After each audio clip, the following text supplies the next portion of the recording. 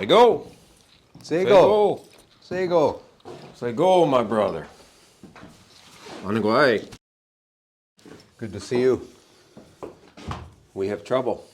I know We need powder. our scouts have been out. We know there's trouble coming here too. I'm not sure how much we can spare. We will parley. And, We parlay, we smoke the we pipe. had smoke. Let's see what we can do we'll for you. talk. Yeah. I'd like to introduce you to Brian McCormick. We're having a little fun here at the fort at number 4 in the beautiful state of New Hampshire. So yesterday Brian's given me the tour of Crown Point and Fort Frederick, and we're visiting the ruins, and a day later we're here at Fort number 4. Fort number 4. We're going to share a wee bit of history. So you've been a reenactor for About 40 years, since I was 12. I'm 53 right now. You're old. Yeah. I did various things. I started out in the milice and ended up in Rogers Rangers, and then I started doing native for about 30 years now, and doing a mixed blood native or European adopted into native society, which was very common on the frontier for native society to adopt white children in any race. It was all about adoption. But you actually have native blood. Yes, I am mixed blood Mohawk. I am Bear Clan, but I'm also Scots, Irish, French, Canadian, and German. A real hodgepodge. Yeah. Yeah, nothing wrong with that. No, typical on the frontier. It would have been for sure. Even through intermarriage or taken young at a young age and raised into native society. Mm-hmm. Just like Lewis Gill, who was a blonde-haired, blue-eyed war chief of the Wabanaki, who was adopted into native society, and he's still highly revered today by the Wabanaki. Blue Jacket comes to mind with the Shawnee. Yes, it does. Is another significant white person that is adopted Adopted into society. becomes a war chief. Amazing. Anyway, we're going to be going about the fort, looking at different aspects of it. One of the parts that I really like, it's not going to happen at Kelly Station, but yeah, it's definitely not going to happen at Kelly Station, but that's a three-story or closer to 4-story guard tower. And boy, I can imagine the vantage point they'd have up there to look out across these fields. It would be huge. And inside they got a cannon mounted on the 2nd story of one of the cabins. This would have been a very fortified position in that time period. And it is a very fun fort to reenact out of. We shoot out through the gun ports, open the windows, we'll shoot a swivel gun out through the top. Grand. We'll come out and defend the fort against the French. I'd want to be on that side of the wall and not on that side of the wall, I'm thinking. Anyway, shall we do a little tour? Yeah, let's go in. All right. So here Brian and I are sitting at yet another amazing reconstructed American frontier site, and we're at the fort at number 4. And just a wee bit of history, because we're going to be focusing on cooking and women on the frontier. So 1735, the Massachusetts Bay Colony, the court suggests 32 new settlements, including what they called plantations 1, 2, 3, and 4, and we're at number 4. And it's the fellow that is kind of the original settler here. Simon Sartwell and Nathaniel Parker in 1742 built the first of it, starting with them, the Sartwell lean-to and the gatehouse, and then it just evolved over time with that. And what I find interesting, we're not very far from, all that far from the Atlantic Ocean, if we're thinking about the 13 colonies at the time. But this is the hinterland. This is the frontier. This is sort of no man's land. To the north, we've got New France and enemies to the English colonists. And I believe it's 1743 that the Wabanaki, who are the primary natives in this area that are trading with the people at Fort number 4, they put out the warning that they've got information that the French Canadians are planning to attack up and down the British frontier. And this would have played a pivotal role in the protection of the people. And the Stockbridge Mohican and the Mohawk were coming here with the British troops to defend the fort. Right. And without them, I always think about the role of Indigenous peoples, which always seems to take a back seat to the men in uniform, let's say.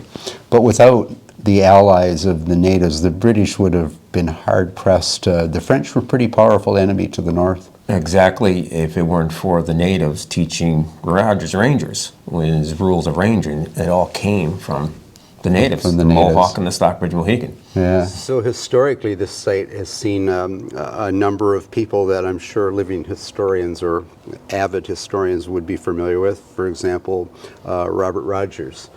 There's numerous accounts of him stopping at this particular fortification when he's reconnoitering up to Ticonderoga and other points north on the Lake Champlain. But your persona, when you actually reenact here, is that of... Well, we're one of Sir William Johnson's loyal Mohawks. We're with his command of provincials, provincial soldiers, provincial rangers, and we're en route to come to Fort Number 4 to ask for powder, for supplies and powder, because we've seen trouble on the river. So your primary role is liaisoning? Liaison between Sir William Johnson and this fort and with Rogers Rangers. And you tell me tomorrow you're going to be taking me up there to Fort Clock and Sir William Johnson Hall. Yes, we are, at the eastern door. This is a whirlwind tour of the Adirondacks, the beautiful Adirondacks. So, yeah, that's an interesting point you bring up. So we have the Five Nations at the time. Tuscaroras aren't perhaps involved at this point, but the Mohawk, which are on the eastern side, were the keepers of the eastern door. Correct. And at the other end, we've got the Seneca, who are the keepers of the western door. In Gowanda, New York. And the strongest confederation of natives that probably North America ever seen. Iroquois. Yeah. Tecumseh tried hard to form it up there, you know, about 60 years later in the War of 1812, but yeah, we know how that ended. We're also based on the Wolf Belt Treaty with the British and with Sir William Johnson. Without that treaty, they were never been able to take Quebec, to cross into Mohawk lands. Mm-hmm. Very interesting. Shall we keep going on our tour? Let's go. So here we are inside the trading post at Fort Number 4, and it's a typical trading post of any fortification. I mean, this, we think about, you know, people were coming here, the settlers, to be farmers. Well, they did. However, I look around this ground you've got down here in New Hampshire, Brian, and I wonder how the heck did they farm it? But the primary commerce would have been what I'm leaning on right here, and you're leaning on. It was the fur trade. Yeah. And it was essential. And your people would bring in the hides? We'd bring in the hides, and we would want the cloth, especially the wool blankets. It's so lightweight, it's warm, it's versatile. It's your bedroll and your shelter and your clothing for making leggings and breech clout. It's a wonderful invention. Right. And anything from tinware to glassware to pipes to sewing needles to beads, it came here. It was brought in here. Your people brought in the furs. There was the exchange took place. And anyway, we're going to leave the trading post now. We're off to the kitchen, and we've got another living historian we're going to introduce you to. And I'm going to try to switch the topic from guys, because we're always, you know, we're always in the picture. We have the infamous and famous people like Wetzel and Boone and Canton. Now we're going to look at the other gender and their role, their significant role in the frontier. And I like to call them the unsung heroes, because we went off for a hunt and they're holding down the fort, tilling the garden, cooking the food, bearing the children. And yeah, we're going to meet a fascinating lady over here, and we're going to have a traditional 18th century meal. Say go! Excellent. That makes 5. That should be enough to feed the fort for the night. And they win. Excellent. Merci.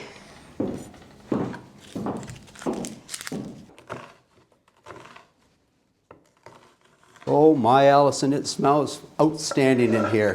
Thank you very much. I would like to introduce everyone to Allyson Szabo, and you are a volunteer here at Fort Number 4. Yes, I am. And your passion or hobby is 18th century cooking, I think. 18th century and medieval. And medieval. I do both. You are diverse. And so what are we cooking up today? I am making a squirrel stew today. So I have 4 squirrel that were harvested earlier this year that my husband shot. I cleaned and skinned and prepped. They're going to go in here with some garlic, which I just put in, some carrots, potatoes, and onions, and a little bit of cabbage. And I see some fresh bread. Yes, there is fresh bread. Always fresh bread. I bake fresh bread. I do baking, and I'm learning how to do beehive baking. So we're going to have the real McCoy. I mean, we're not going to a corner store to buy the meat. We're processing it like it would have been done 250 or 300 years ago. Very much so. I don't have any modern stuff that I use for processing. That is so We good. do it the old-fashioned way with the knife and the Right. hands. And As we're cooking, we can chat a bit about what your role would have been had you lived in this fortification 250 years ago. excellent. Perfect. I'll get out of your way. All right.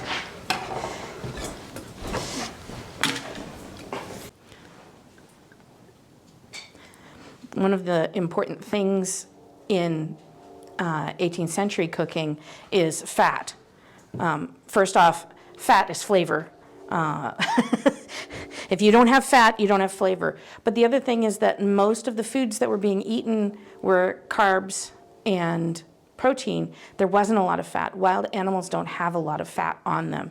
And so you can die eating squirrel, for instance, because there is not enough fat on it to maintain your body. You will starve to death even though you feel full. So it's very important to add fat. Now, I'm adding olive oil because I like olive oil and I had some. Fat was really important, and it was used as often as possible in foods.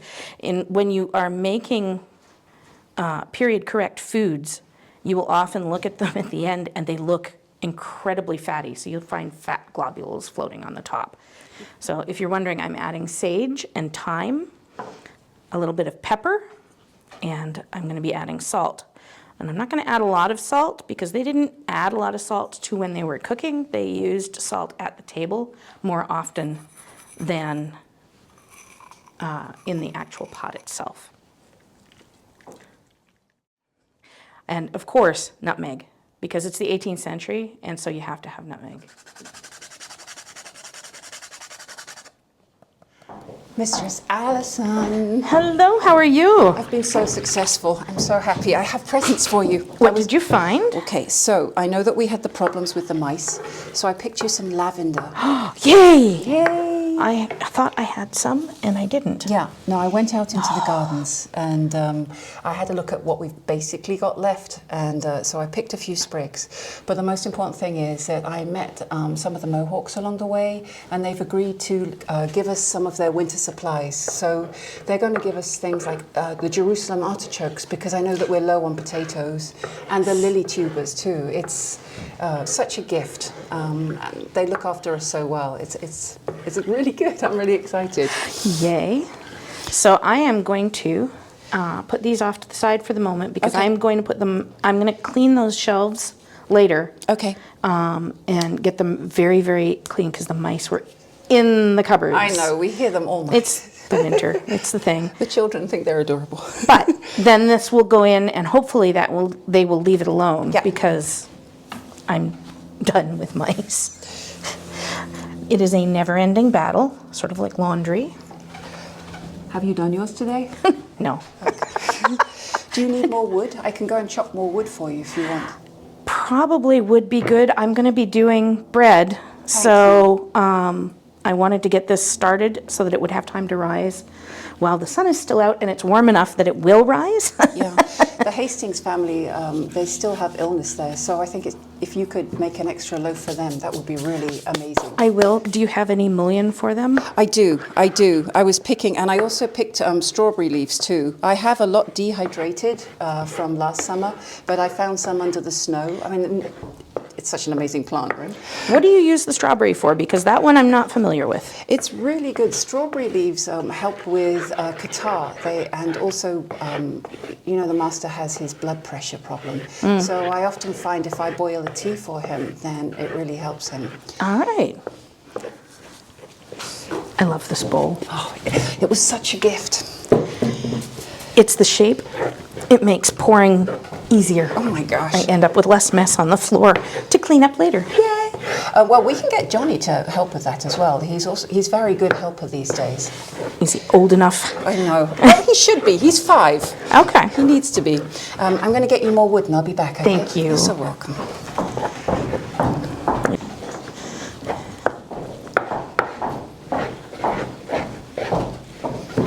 Oh, thank you. Oh, you're so welcome. Will you pop one piece on under the stew for Of me course. too?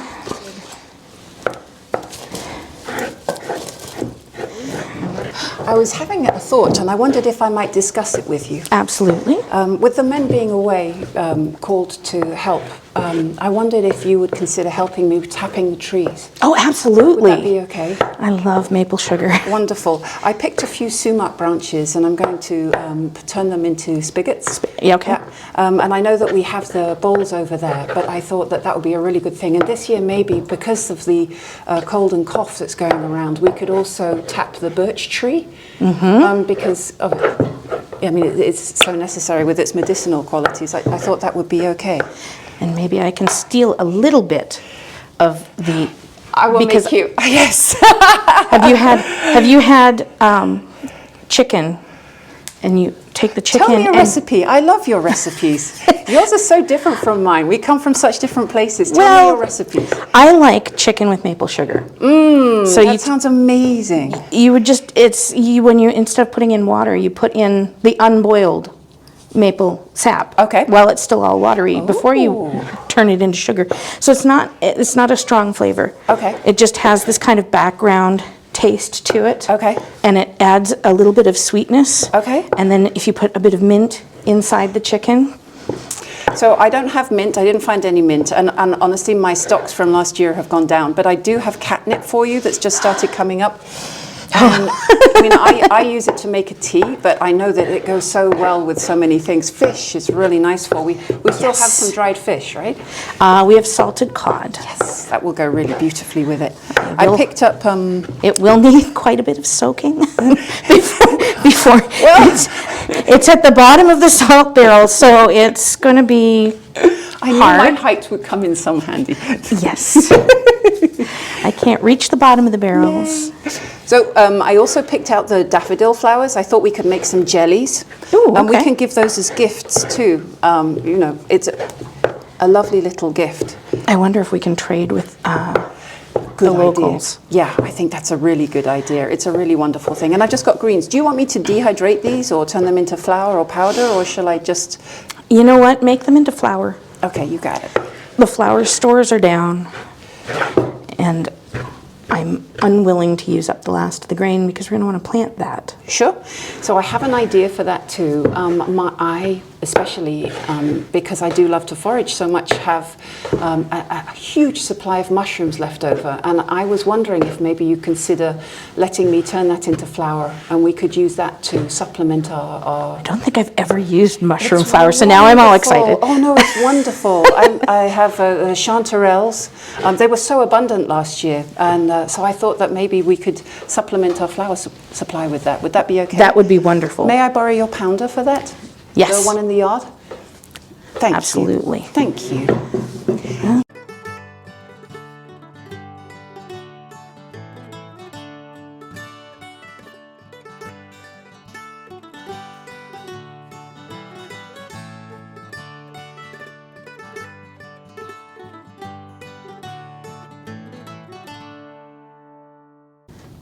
So potatoes weren't really eaten during the 1700s, at least not by Europeans and people who had come over from France and Britain. But they were eaten by some of the natives Correct. at that point. They were tubers, so indigenous peoples had vast trade routes, all the way stretching down into South America, Mexico, all the way up in the central U.S., Great Lakes. Thanks to the Cherokee, they traded on these trade routes and introduced the tubers. They were more like a long, elongated tuber, the size of 2-3 fingers put together, but they were purple, they were red, they were yellow, they were white, all different colors, and they were hardy. Indigenous people experimented with different varieties. There were said to be over 200 different varieties of tuber-like potatoes. So if one crop failed, they had another crop would grow. And they did the same thing with tomatoes. The Cherokee purple, which is a famous tomato, is an indigenous tomato. Your blue corns. They were all introduced and traded with all the way up into Maine.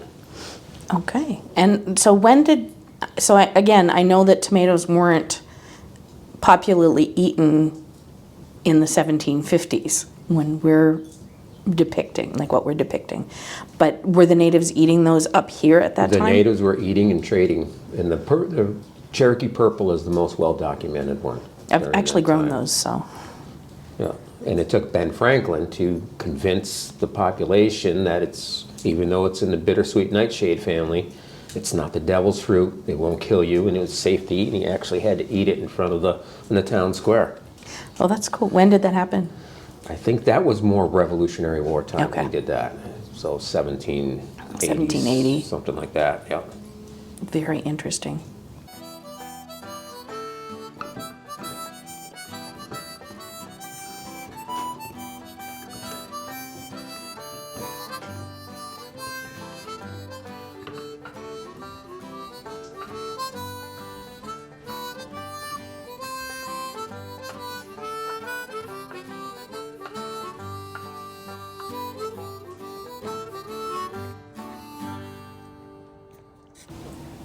So I am so glad that you asked us to come and sit and talk with you, because as a woman working in the fort, I never get the chance to sit down. There is a never-ending list of things to do. And so I thank you for being the masterful, bossy guy who wanted to sit down and have a chat. Wait, masterful? Aren't we the bosses here right now? Well, Yeah, yeah. there we go. And that leads right into what I really wanted to get into today is the role of women and the under-recognized role of women on the frontier. And I like to call them the unsung heroes, because so little is documented, so little is written down, and we get all this stuff about the famous men of the frontier. But so maybe we could just start a conversation, if we can mull it over in our minds. What is a list of things that women had to do on a day-to-day basis? And let's set the stage where one of the things that would take a man away from hearth and home is hunger. So all the wild game's been depleted. It's been a harsh winter. The last hog's gone. The salt pork's run out. The fish has run out. You need food. The men have all left to try to get a moose or an elk or a bison. Or bear. And what do you guys have to do on a day-to-day basis? Start the fire. Rekindle that fire is the number one thing you're going to do whilst everyone else is sleeping. First light, even. We are starting the fires Yeah. in our homesteads. And then starting the bread, because bread is the staff of life. That is what keeps people fed and not hungry. And it takes a long time to bake bread. It has to rise, it has to condition. And so you have to start that early enough that it can be actually eaten in the same day. And then that's before the kids get up. That's before the kids get up. And then the real mayhem starts, right? Well, you would- The young'uns need feeding. No, actually, before the youngins would feed, you feed the animals. Livestock. You always care for your livestock first, Perfect. because they are literally your life. Sustenance of your being, basically. Yeah. They're very, very important. And also because during the day, you're going to use the eggs that you gather and the milk that you gather, and so and the things that you forage, Right. those get used throughout the day. So you have to do those early in the day, right when daybreak is, basically, or sometimes before. Wonderful things about being in this plantation, this fort of number 4, was that there was a conglomerate of families. So we all assumed different roles. Allison would be the baker for all of us, and she would provide most of the bread that was needed, because it wasn't just young, healthy couples. You know, there were elderly people, there were people who were less able to do the chores. There would be other people allotted to foraging for wood and chopping the wood and making sure the wood supply was good. There would be specific people allotted to looking after the children. It was a huge team effort Communal by the women, efforts. you know, mending clothes, doing the laundry. Making the fibers. I mean, Yeah. you're making the cloth. Homespun was such a big thing at the time when this fort was active. Right. Starting with planting the flax. The flax Before or you- the wool. You get to that, or raising the sheep and shearing the sheep. And Another- cleaning the wool, which is, The children would help with that. yeah. Yeah. But I mean, it's a task. When you run the sheep through the river, it takes the worst of it off, in theory, and not really in practice, because sheep are filthy animals. Right. Another thing that comes to mind is we're in an era where there were no doctors. There Right. were no schools to teach Absolutely. doctoring. And that medicine came often from the indigenous peoples that shared Yes. their knowledge of medicines from the wild in your hobby and passion Yeah. for foraging. Yeah. So keeping people healthy was a huge part, right? Keeping people eating well. You wanted to prevent before it became an illness. So, for instance, when something started going around in a fort like this, people would self-isolate because you didn't want the other people in the fort to get sick, because then your bread didn't get baked and your food didn't get cooked and your children didn't get mended. Yeah. God forbid the baker go down. And What are it we wasn't, gonna do? yeah, it wasn't just that. It's like coming from the colonies, the women would be in charge of bringing plants from England, and that's where you see a lot of the plants that are in the Americas now that are almost considered native. They were brought over by the colonists, Right. like the burdock, for example. That was brought over as medicine, and it was only once it got here that it was realized that you could eat the roots of the burdock. You know, we bought all sorts of plants that we considered our medicine, and we planted them in our own gardens and saved them over the winter. But yeah, we were our own midwives, and having given home births, done home births twice now, I understand what was needed, and obviously I'm a lot more robust than any woman would have been in the 1700s. So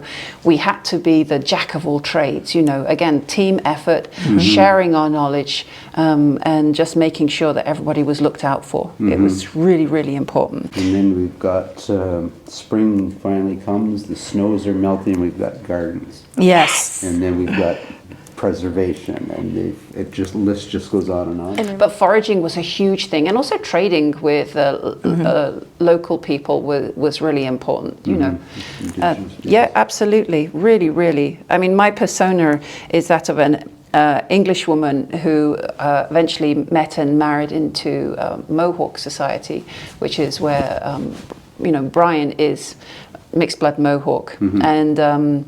That was quite a common thing to happen on the frontier. So that would enable me to be able to have more access to goods that might be stored.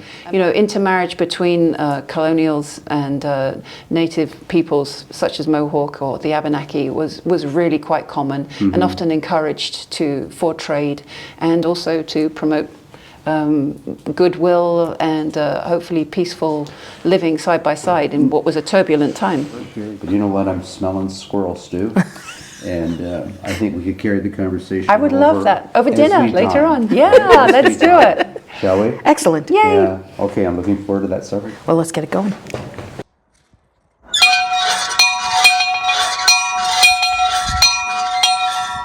Hey everyone, it's dinner time. Let's thank the Lord for our food.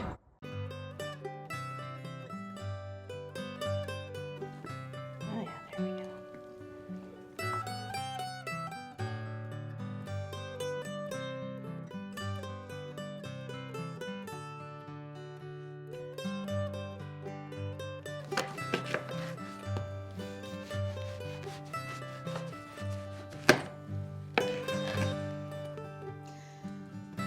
May the Lord our God bless this food that we are about to receive. May it keep us healthy and give us strength to carry on, protect the fort and our loved ones. Amen.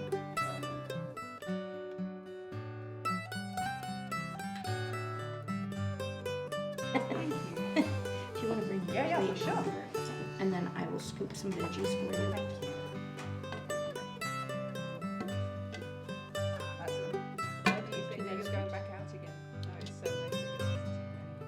Not until all the food's gone.